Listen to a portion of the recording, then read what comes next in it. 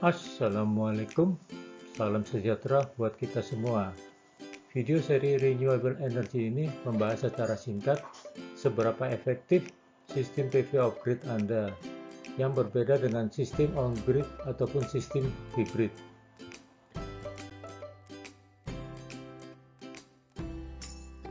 Setelah menikmati video ini, jangan lupa untuk mendukung channel ini dengan klik subscribe, like, share, atau komen.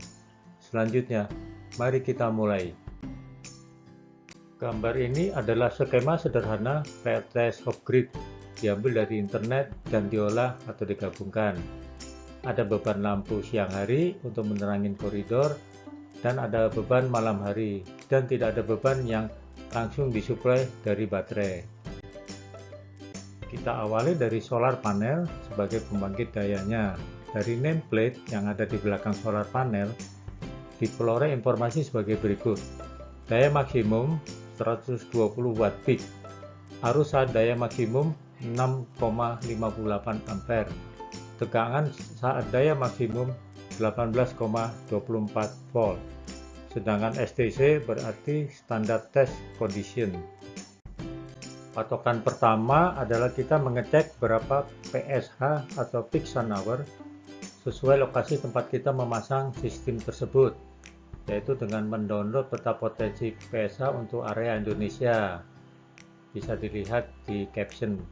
Jadi misalnya untuk Jakarta diperoleh secara kasar potensi PSH-nya sekitar 3,8 jam.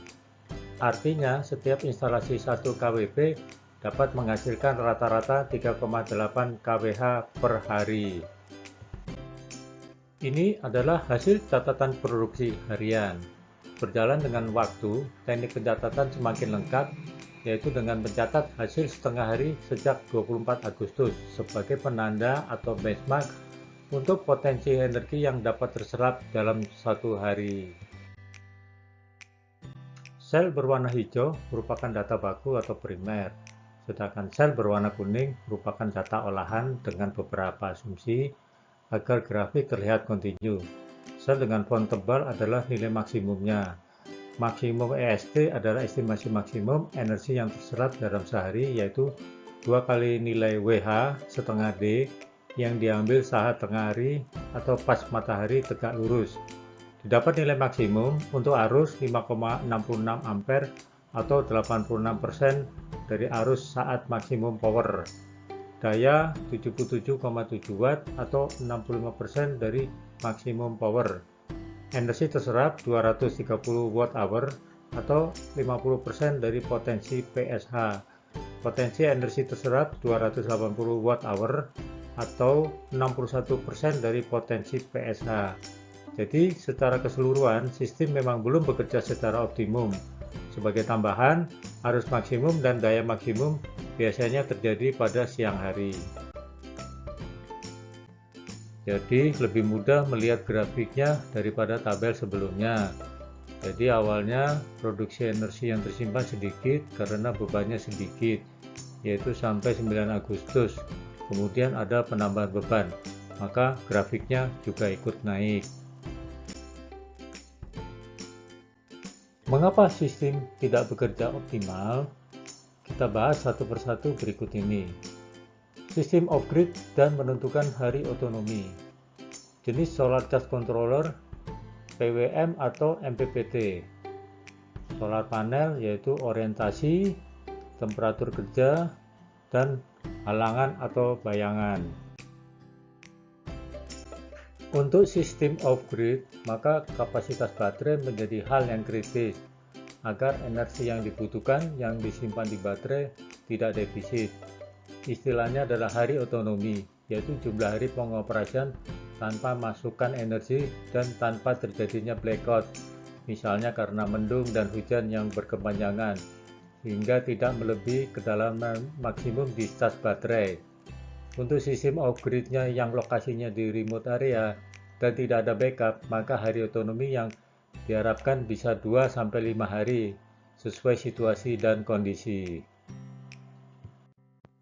Ini adalah tabel perbandingan umum antara SCC PWM dan SCC MPPT.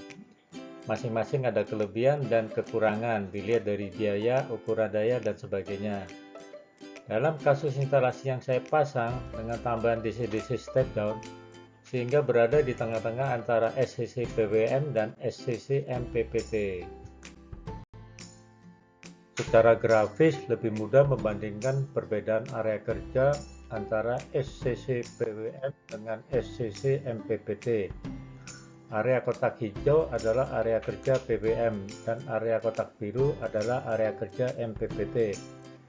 SCC MPPT lebih efisien menghasilkan output. Grafik ini menggambarkan perbandingan output antara pemasangan solar panel yang base grafik warna biru dengan pemasangan solar panel dengan tracker dual axis grafik warna merah. Penggunaan mechanical tracker dapat menambah PSH, tentunya ada biaya tambahan yang harus dikeluarkan. Kenaikan temperatur panel surya akan menurunkan power yang dihasilkan, terutama karena naiknya rugi-rugi atau losses. Dengan demikian efisiensinya menurun. Jadi misalnya panel surya dengan kapasitas 120 watt peak, jangan berharap akan keluar maksimal 120 watt. Bayangan, halangan, kotoran akan mempengaruhi daya yang keluar.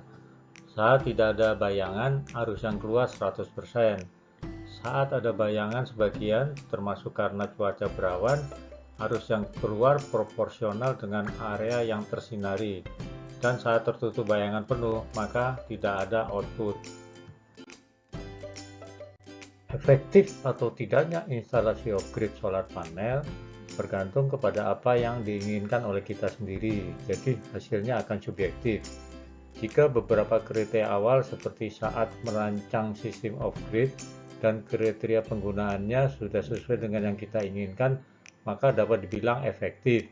Jika belum efektif, maka perlu dilakukan fine-tuning, misalnya dengan mengganti atau menambah peralatan atau modul yang lebih besar atau yang lebih efisien. Terima kasih telah melihat video ini sampai akhir. Jangan lupa untuk subscribe, like, share, atau komen. Sampai berjumpa pada video berikutnya. Wassalamualaikum.